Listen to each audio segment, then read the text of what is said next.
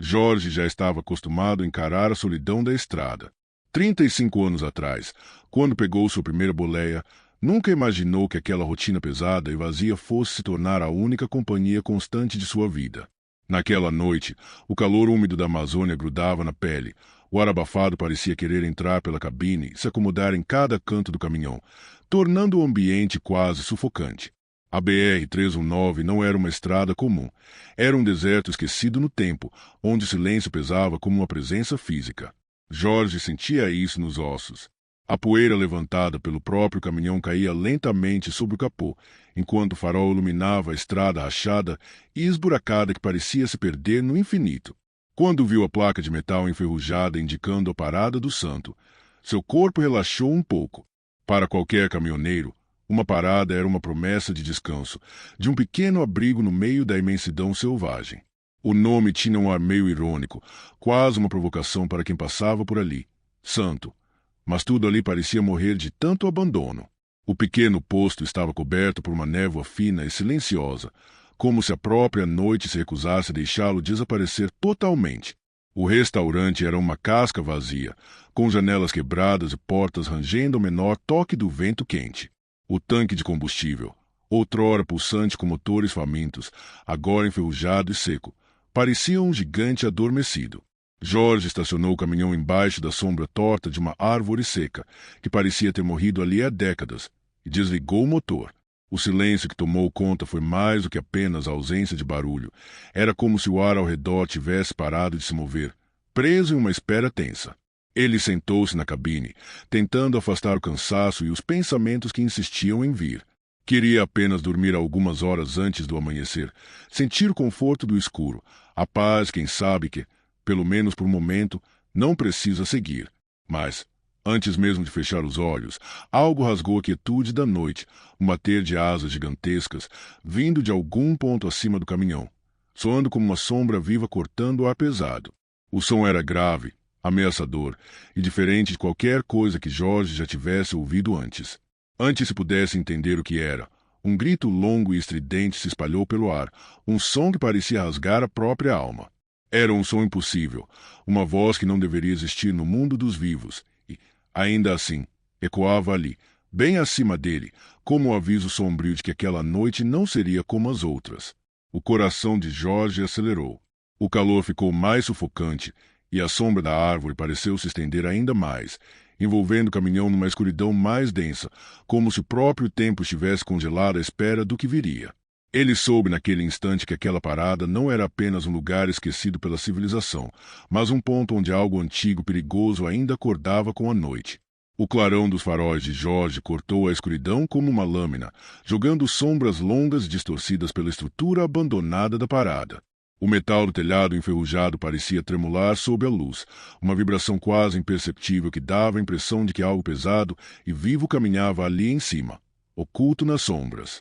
O ar ao redor ficou ainda mais denso, quase como se o silêncio daquela noite tivesse se transformado em algo palpável, uma pressão invisível que apertava o peito de Jorge, acelerando sua respiração. O suor começou a escorrer pela testa, apesar do ar parado e abafado. Ele desceu do caminhão lentamente, a mão firme segurando a lanterna. A luz tremeluziu contra as paredes descascadas e os cacos de vidro espalhados no chão, iluminando detalhes que antes passavam despercebidos, marcas de garras velhas nas madeiras podres, manchas escuras espalhadas como se a própria história daquele lugar tivesse sido escrita em sangue seco. Quando levantou o olhar para o telhado, seu coração pareceu congelar por um instante. Ali, empoleirada sobre a estrutura enferrujada, estava uma criatura que parecia ter saído de um pesadelo antigo, uma aparição feita de sombra e ameaça. O corpo encurvado lembrava o de um homem, mas a pele cinzenta, quase ressecada como couro velho, esticava-se sobre ossos visíveis. As asas negras, largas e ásperas, pareciam feitas das penas mais escuras de urubu, espalhando um odor de morte que Jorge sentiu mesmo sem respirar fundo. A cabeça era alongada, grotesca, um bico afiado, como o de um pássaro de rapina, mas quando a criatura abriu a boca, Jorge viu fileiras de dentes humanos alinhados como lâminas afiadas, um sorriso torto que desafiava qualquer lógica. Os olhos pequenos, vermelhos, brilhando com uma inteligência maligna, fixaram-se em Jorge. Não havia medo ali, Apenas uma calma cruel, uma intenção clara que atravessou a escuridão e cravou-se em sua alma. Então, um grito agudo e estridente rasgou o ar, um som que parecia ferro sendo arrastado, um ruído tão cortante que Jorge instintivamente caiu de joelhos, pressionando as mãos contra os ouvidos, como se assim pudesse bloquear a invasão daquilo dentro de sua mente. Quando abriu os olhos novamente, a criatura havia desaparecido. O telhado estava vazio, silencioso, como se nada tivesse acontecido. Mas a sensação de que algo muito errado tinha acabado de cruzar seu caminho continuava viva, queimando na pele e ecoando em sua cabeça. Jorge sentiu o ar ao seu redor parecer mais frio, mais denso, e percebeu que aquela parada esquecida guardava segredos muito maiores do que imaginara. Depois do grito que ainda reverberava em sua mente, Jorge permaneceu imóvel por alguns segundos, o corpo pesado como se estivesse preso por um peso invisível. A respiração estava curta, cada inspiração parecia rasgar seu peito com uma agulha de ansiedade. Tentou racionalizar o que havia visto, mas a imagem daquela criatura alada persistia, invadindo seus pensamentos, escurecendo a noite ao seu redor. Ele se levantou devagar, cada músculo doendo pela tensão acumulada. Caminhou cambaleante até o caminhão, sentindo o chão irregular e a poeira fina sob suas botas. A parada, agora, parecia uma armadilha, onde o silêncio era um prenúncio do horror por vir. Ao chegar perto do veículo, o som do motor desligado parecia um eco distante, como se o mundo tivesse parado. Com mãos trêmulas, Jorge girou a chave para trancar a cabine, como se aquela simples ação pudesse erguer uma barreira contra o desconhecido. Mas o peso da quietude se tornou opressor, quase sufocante. Ele sentou no banco do motorista, tentando acalmar os batimentos acelerados, mas o silêncio foi interrompido por um som sutil e perturbador, um arranhar delicado no para-brisa. Ele olhou em volta, tenso, e então focou no vidro dianteiro. Lentamente, acendeu a luz interna do caminhão, revelando marcas finas e irregulares que se espalhavam como se tivessem sido feitas por garras afiadas. Não era um simples arranhão. Aquelas marcas formavam palavras, mensagens escritas de uma presença que não se via. Com o coração disparado, Jorge leu as palavras. Ela vem à noite. Sempre. Um calafrio percorreu sua espinha quando, de repente, um líquido vermelho começou a escorrer lentamente debaixo da porta do caminhão, formando pequenas poças no chão empoeirado da cabine. O sangue não parecia vir dele, nem do veículo. Era como se a própria escuridão estivesse sangrando. Desesperado, Jorge abriu a porta para investigar, mas não. Encontrou nada além do ar pesado e silencioso da noite. A sensação era de que algo invisível tocava sua pele, uma presença fria e ameaçadora que espreitava cada movimento. Seus olhos se voltaram para o telhado do posto, que agora parecia mais sombrio e ameaçador do que nunca. A criatura estava lá, pendurada de cabeça para baixo como um morcego gigante. Suas asas negras se abriam lentamente, quase ritualisticamente. Os olhos vermelhos brilhavam na penumbra, fixos em Jorge com uma inteligência cruel, observando cada gesto, esperando pacientemente. O tempo pareceu congelar naquele instante, enquanto o medo crescia dentro dele, preenchendo seus pulmões com um ar gelado e pesado. A criatura não estava apenas observando. Era como se estivesse planejando, aguardando o momento certo para atacar. Jorge sentiu o peso da noite cair sobre ele como um manto sufocante, e o pensamento que atravessava sua mente como uma lâmina afiada era claro e implacável. Ele não estava sozinho, e aquela presença estava ali para ele. A escuridão ao redor parecia engolir o caminhão a cada quilômetro percorrido. Jorge sentia a floresta pressionando de todos os lados, como se as árvores estivessem se fechando lentamente sobre ele. O motor ronronava, mas parecia um som distante, abafado pelo silêncio pesado da noite. O ar quente e úmido carregava um cheiro estranho, misto de terra molhada e algo podre, uma sensação que gelava a espinha. Ele não conseguia mais confiar em sua própria visão. Cada curva da estrada era um teste contra o medo que crescia dentro dele. Tentava acelerar, mas no fundo sabia que não adiantaria.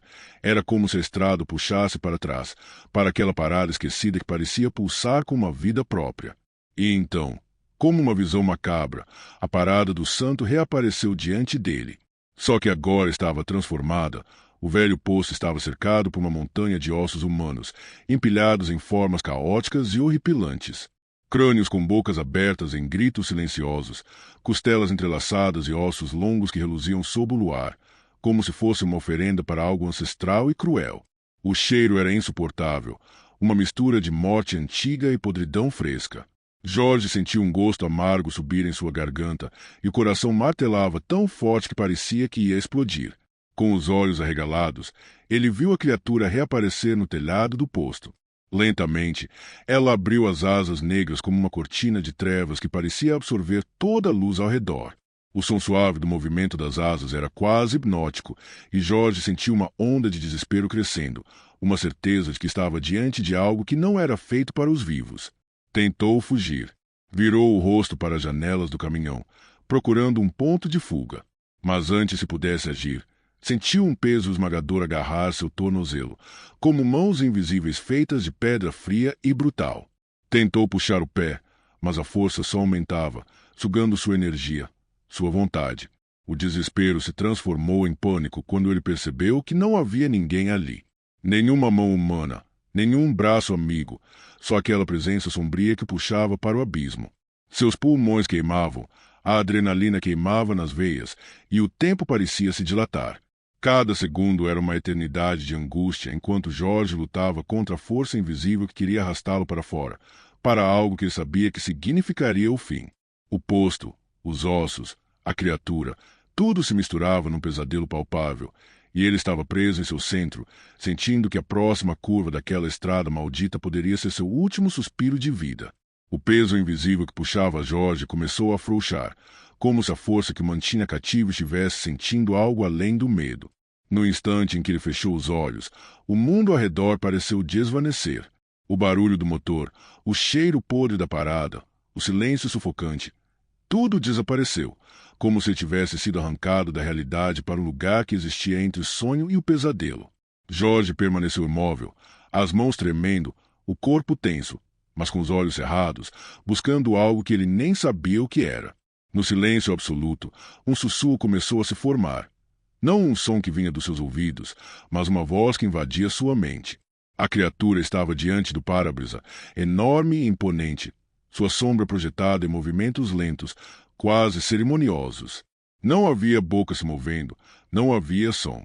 Mas Jorge ouviu claramente, não com os ouvidos, mas com a alma. Carregamos a estrada, carregamos a morte. Você viu, agora nunca esquecerá. Mas pode ir, por enquanto. A voz não era amigável, mas também não era uma ameaça direta. Era um aviso que queimava, uma sentença pendurada no ar. A criatura inclinou a cabeça, suas asas se abrindo para um bater lento e profundo, que parecia reverberar até dentro dos ossos de Jorge. No instante em que a corva levantou o vôo e desapareceu na escuridão da mata, a realidade voltou a preencher o espaço. A parada sumira, levada pelo amanhecer ou por alguma força que Jorge não podia compreender. O sol começava a invadir a cabine, quente e implacável, trazendo a luz para um mundo que parecia menos real. Jorge estava sozinho, exausto, com o coração ainda batendo forte, enquanto olhava para o braço. Ali estava o arranhão profundo, marcado como uma tatuagem cruel na pele. E dentro dele, como se fosse uma promessa e uma maldição, as palavras claras. A primeira vez é o aviso. A segunda, a caça. Jorge soube, naquele instante, que aquela estrada nunca mais seria a mesma, que ele nunca mais seria o mesmo, e que a corva, aquela sombra entre a vida e a morte, sempre o esperaria na escuridão, pronta para cobrar o preço. Se você curtiu essa história e sentiu a tensão daquela estrada esquecida, não esquece de deixar o seu like, se inscrever no canal e ativar o sininho para não perder as próximas histórias. Agora já vai chegando aí, porque a história 2 está prestes a começar, e ela promete ser ainda mais assustadora. Fica ligado!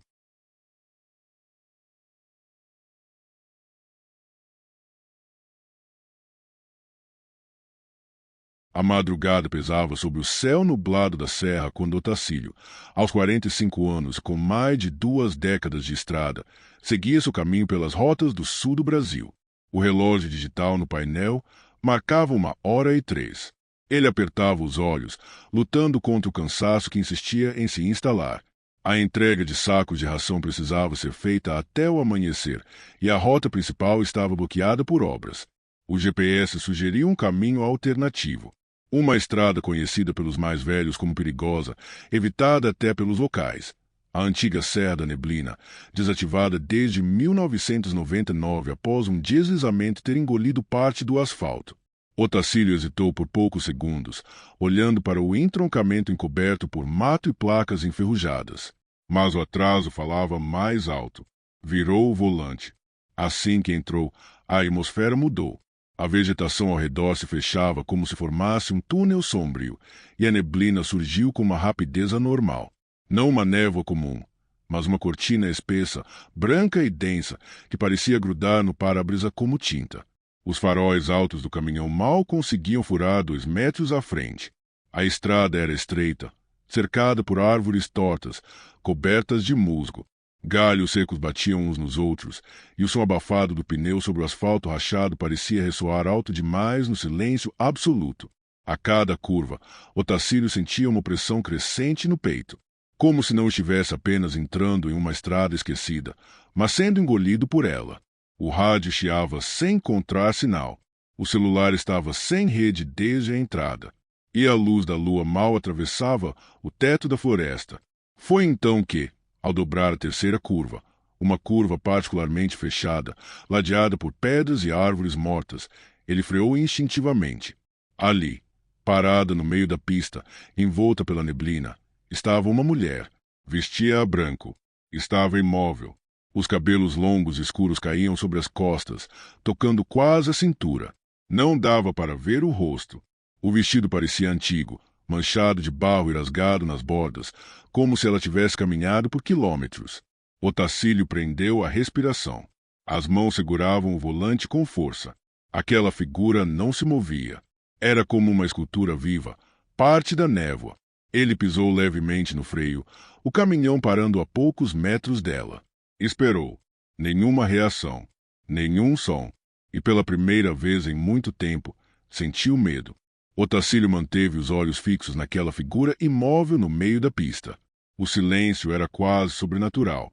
Nenhum som de grilo, nenhuma brisa entre as folhas. Só a presença estática da mulher de branco, como se ela fizesse parte da própria neblina.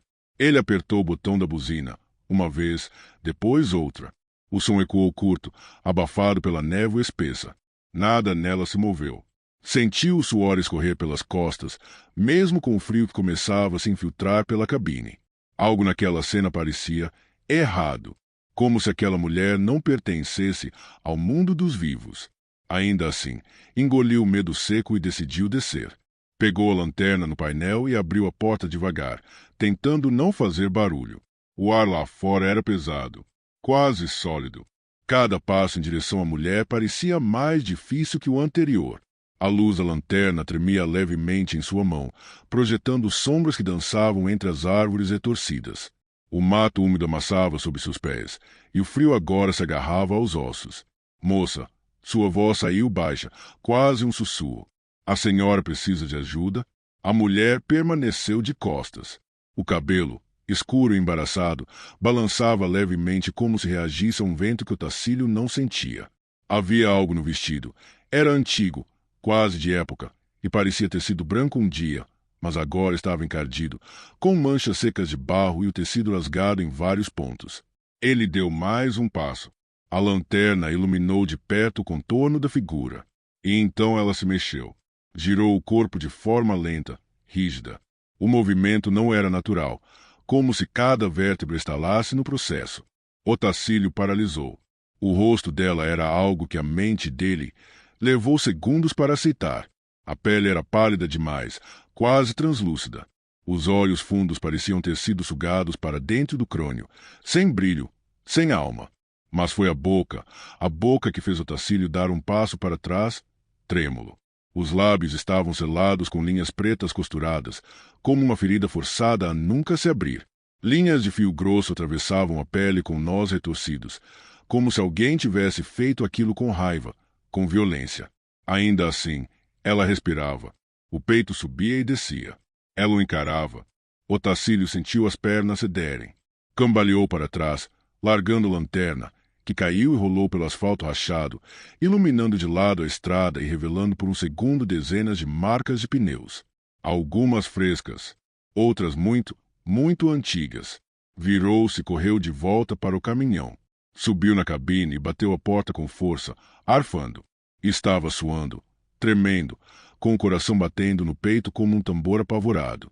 Mas o terror verdadeiro só veio quando olhou pelo espelho retrovisor. A mulher agora estava dentro da cabine, sentada no banco traseiro, imóvel. A luz fraca da lanterna do painel iluminava o contorno do vestido. A cabeça dela estava ligeiramente curvada. Os cabelos escorriam sobre os ombros, molhados. Ela não fazia nenhum som. Apenas estava ali. Otacílio sentiu as mãos congelarem sobre o volante. Não conseguia gritar, nem se mover. A estrada parecia ter deixado de ser apenas um caminho. Ela havia se tornado um destino. A cabine parecia pequena demais para conter o pânico que crescia dentro de Otacílio.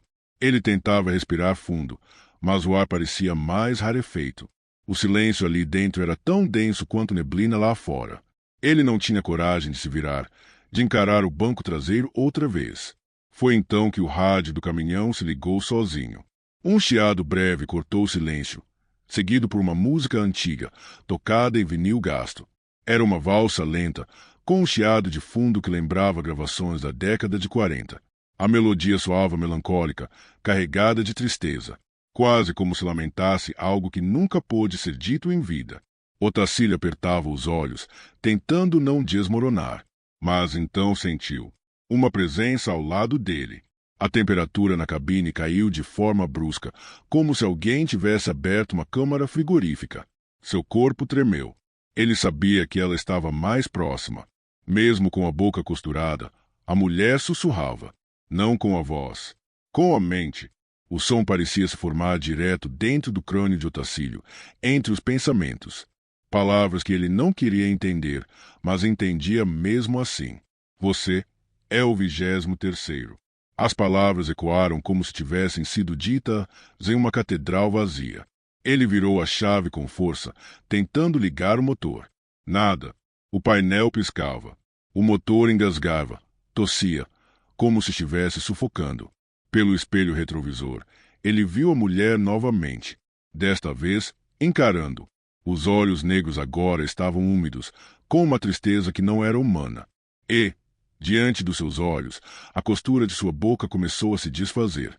Os fios se moveram sozinhos, arrebentando um a um, arrancando pedaços de pele enquanto se desfaziam lentamente. Ela começou a falar, mas sua voz não era como a de alguém vivo.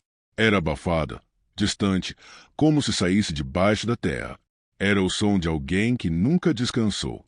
Eles nunca escutam os sinais. Sempre descem, sempre somem. Otacílio não conseguia falar. Sua boca estava seca. Seus olhos estavam arregalados, fixos na imagem que se formava no espelho. O que você quer de mim? Ele murmurou, sem perceber que havia falado em voz alta. A mulher o encarou com a cabeça levemente inclinada, como se tivesse pena. Como se a pergunta fosse antiga e repetida. A estrada que a companhia. E então ela desapareceu. Sem transição. Sem som. Apenas não estava mais ali. O rádio silenciou. O motor voltou a funcionar. O painel acendeu. E por um instante, Otacílio pensou que havia imaginado tudo. Mas no banco do passageiro, um único fio negro repousava sobre o tecido. Era grosso, úmido e ainda trançado com um pequeno nó nas pontas. Com o motor finalmente roncando sob seus pés, Otacílio pisou fundo no acelerador. O caminhão respondeu com força, subindo as rotações como se também quisesse sair dali. A estrada ainda serpenteava pela serra, estreita, úmida, coberta por uma névoa que parecia cada vez mais espessa. Mas algo estava errado. Mesmo ganhando velocidade, ele sentia como se não saísse do lugar. A paisagem, embora encoberta pela neblina, repetia-se como um ciclo. As mesmas árvores esqueléticas, as mesmas curvas em declive, o mesmo cheiro de terra molhada misturado ao odor metálico que agora enchia o interior da cabine. E então ele viu, no acostamento, entre os arbustos, o vulto de um caminhão, os faróis ainda acesos, a lataria enferrujada, a cabine tombada sobre a lateral da estrada. Otacílio diminuiu a velocidade. Havia algo assustadoramente recente naquela cena. As marcas de frenagem ainda estavam frescas no asfalto úmido. Segundos depois, outro caminhão. Este estava quase coberto pelo mato. Apenas a traseira da carroceria aparecia, como uma lembrança esquecida. Uma porta traseira aberta, balançando levemente com o vento. E então um terceiro. Este o fez prender a respiração. Era um caminhão semelhante ao dele, cor quase idêntica. O logotipo da transportadora apagado pelo tempo. Mas o que fez o sangue gelar foi o vulto dentro da cabine. Sentado ao volante, um homem, ou o que restava de um. O rosto estava pálido, rígido, os olhos abertos como se tivessem sido congelados na hora da morte. O corpo parecia seco, mumificado pelo tempo. Ainda assim, os olhos estavam fixos e pareciam encarar diretamente. Otacílio pisou fundo outra vez, como se tentasse fugir da própria visão. A estrada seguia tortuosa, o medo batendo com força dentro do peito. E então, mais adiante, algo diferente. No acostamento, entre dois pinheiros retorcidos, ela estava novamente, a mulher de branco. Mas agora não estava sozinha. Ao seu lado, de mãos dadas, estava uma criança. Um menino, pequeno, a pele tão pálida quanto a dela, os olhos tão negros quanto carvão. Nenhuma expressão, apenas os encarando. Otacílio passou direto. Tentou ignorar, mas o olhar daquelas duas figuras ficou cravado em sua mente como uma estaca. Logo depois, o caminhão perdeu força. As luzes do painel começaram a piscar. O rádio morreu. O motor engasgou e apagou. A escuridão engoliu por completo. Só restava o som do próprio coração, acelerado, e a densa respiração em meio ao frio que tomava conta da cabine. Estava sozinho, sem energia, sem comunicação. E a estrada parecia estar observando. Otacílio empurrou a porta da cabine com dificuldade e desceu do caminhão. A escuridão ao redor era tão profunda que até mesmo as próprias mãos pareciam sumir no vazio. A neblina agora estava espessa como fumaça, envolvendo tudo com um cheiro úmido e gelado de podridão antiga. Deixou o veículo para trás e começou a caminhar pela estrada. O asfalto estava frio sob suas botas. Cada passo ecoava no silêncio como se pisasse dentro de uma caverna viva. As árvores agora pareciam se curvar para dentro da estrada, como se estivessem observando. Murmúrios vinham do mato, vozes sussurradas, fragmentos de palavras antigas em uma língua que ele não entendia, ou talvez não quisesse entender. Caminhou por minutos que pareciam horas. A névoa pesava sobre seus ombros como uma camada de chumbo, até que viu um reflexo à frente. Uma placa metálica, coberta de musgo e ferrugem. Aproximou-se. Curva da Noiva, local de desaparecimento, 1957, sentiu a espinha enrijecer. Lembrava daquela história. Um acidente trágico. Uma jovem noiva que perdeu o controle do carro e despencou ribanceira abaixo na véspera do casamento. Nunca encontraram o corpo. Muitos diziam que o espírito dela vagava pela serra, buscando companhia. Outros afirmavam que era apenas lenda. Mas naquele momento, com os ossos gelados e a respiração curta, Otacílio sabia. Era real. A estrada não estava apenas abandonada. Ela havia se transformado em um cemitério de almas esquecidas. E agora, ela o havia escolhido. De repente, ouviu passos atrás de si. Lentamente, virou-se. Ela estava lá, no meio da estrada, vestido sujo, rasgado, pele pálida, olhos vazios, brilhando na névoa como brasas apagadas. Mas agora havia algo diferente. Um sorriso silencioso, cansado, como se finalmente tivesse encontrado o que procurava. Otacílio correu de volta para o caminhão, o coração disparado, os joelhos quase cedendo a cada passada. Subiu de volta na cabine. As luzes ainda apagadas, o rádio morto. Mas assim que ele girou a chave, o motor funcionou. Perfeito, como se nunca tivesse falhado. Engatou a marcha. A estrada parecia se abrir à frente, iluminada pela própria vontade dele sair dali. Mas antes que pudesse avançar, sentiu ar mudar dentro da cabine. Ela estava ali, sentada ao lado dele no banco do carona. O vestido agora completamente encharcado de sangue escuro. o cabelo grudado ao rosto, os olhos fixos nele. E então ela falou, desta vez com a boca, com a voz rouca, vinda de algum lugar entre a garganta e o abismo.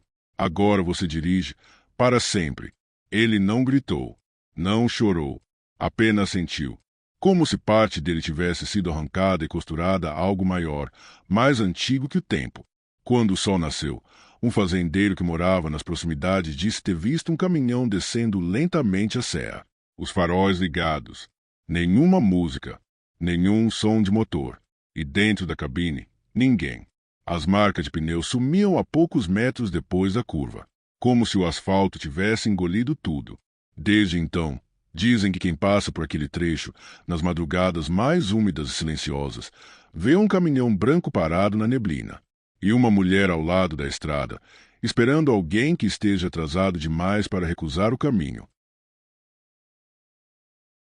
Se você gostou do vídeo, não se esqueça de se inscrever e deixar o seu like. Sinta-se à vontade para dar novas sugestões e deixar algum relato ou história sombria nos comentários.